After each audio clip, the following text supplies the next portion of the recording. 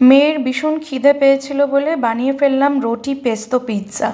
তার জন্য আগে অল্প দুধ ছিল, তো তার মধ্যে আমি একটু অরিগানো, চিলি ফ্লেক্স দিয়ে আর একটু লেবুর রস দিয়ে একটু ছানা মতন বার করে ফেলেছি। দেখুন দুধটা কার্ডেল হয়ে গেছে, তারপর ছানা বার করে রেখেছি।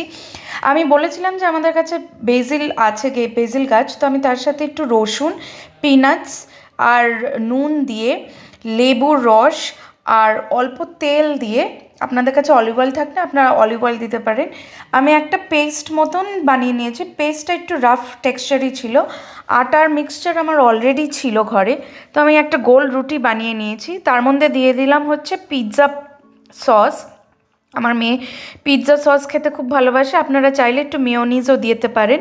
তারপর আমি এই যে পনিরটা বানিয়েছিলাম ছানাটা, সেটা দিয়ে দিলাম। তার সাথে দিলাম ক্যাপসিকাম, পেঁয়াজ, টমেটো, আর অল্প করে এই যে পেস্তোটা বানিয়েছি দিয়ে দিয়েছি। তারপরে মজরেলা চিজ দিয়ে দিয়েছি।